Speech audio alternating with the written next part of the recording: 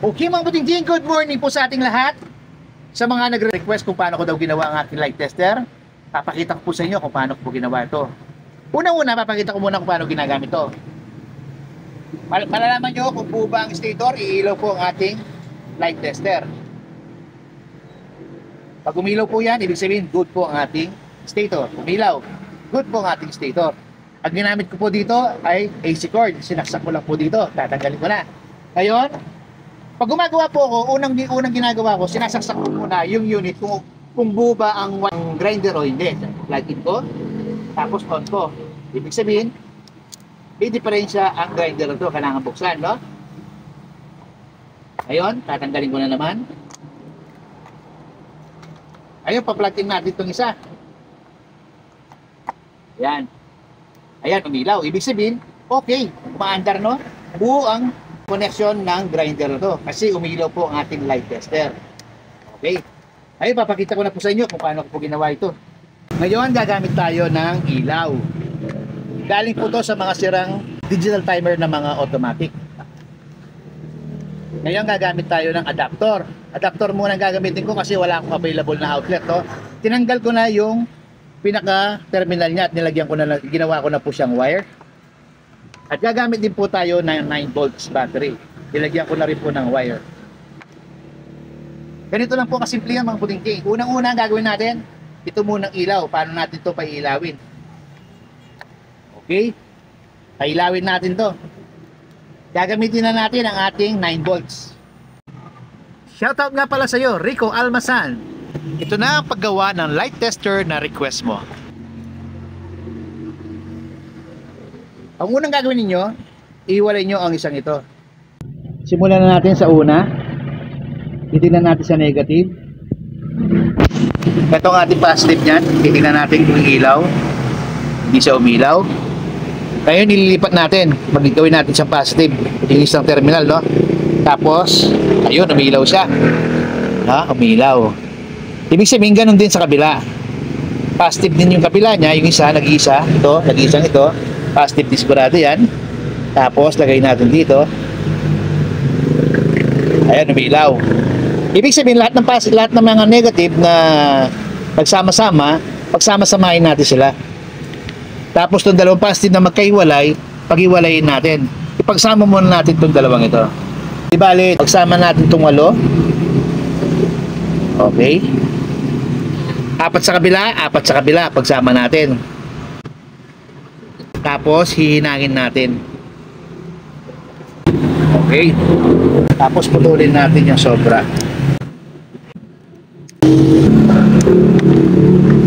Okay. Yung 4 dito at saka yung 4 sa kabila, pinagsama natin, no? Itong ating adapter, kukunin natin yung isa. Lalagay natin dito. Lalagay natin. Putulin natin.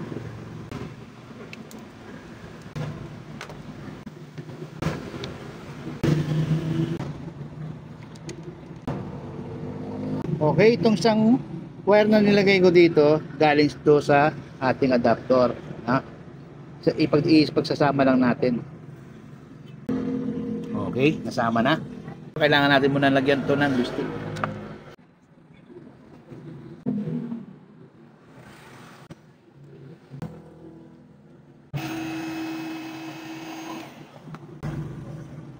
Ididikit naman natin ang ating baterya dito.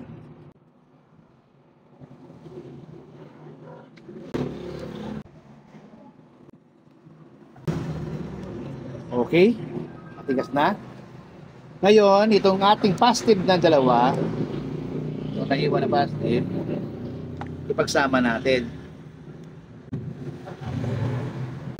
Tapos kunin natin, ito yung battery natin, no? Kunin natin yung positive.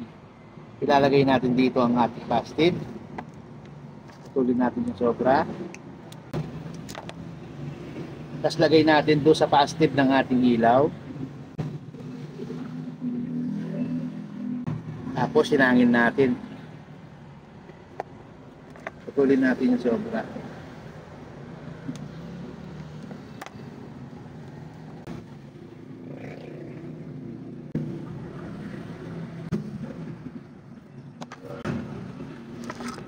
Tapos itong dalawang naiwan na to, pagsama natin. Ito ang ating negative sa ating battery. Tapos itong isang yellow na to, yung kasama nung isang linya ng ating adapter. Yung isang linya ng ating adapter, nilagay ko sa ilaw. Tapos isang linya ng ating adapter, ito yung yellow, pagsama natin dito sa negative.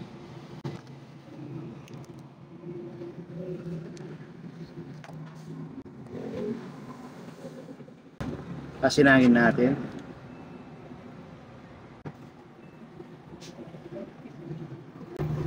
Okay.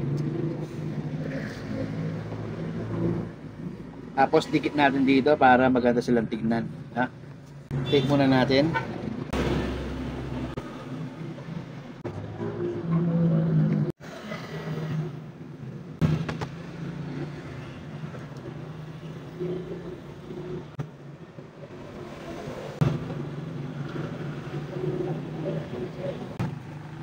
Okay, lagay natin to. Tapos dikit natin.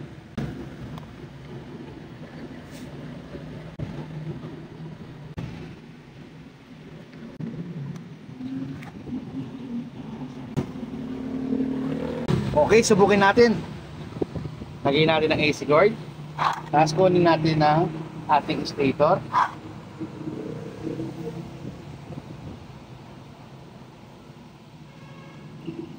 Umilaw na. Ayun, tingnan natin ang ating grinder. Hindi siya umilaw. Tapos kunin natin ang isa. Tapos on natin. Umilaw na siya.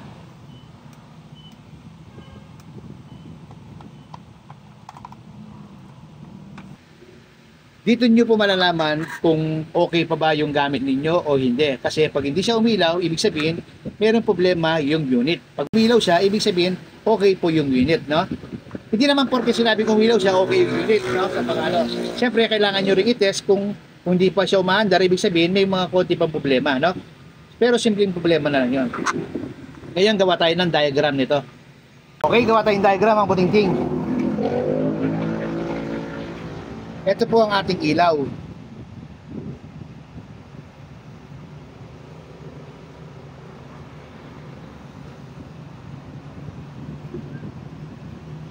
Ito ang ating negative, ito ang ating positive. Tapos, yung ating adapter.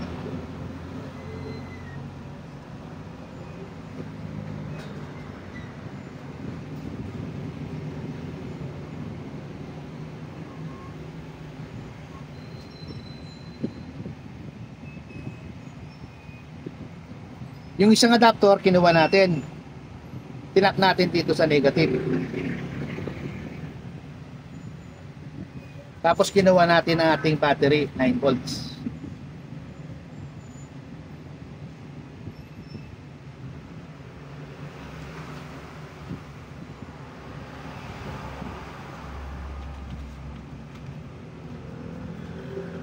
Yung ating negative,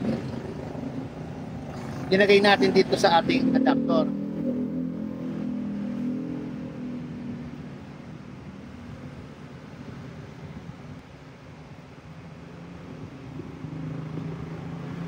Tapos itong ating positive, pinagsama natin dito sa ating ilaw. Yan po ang diagram po ng ating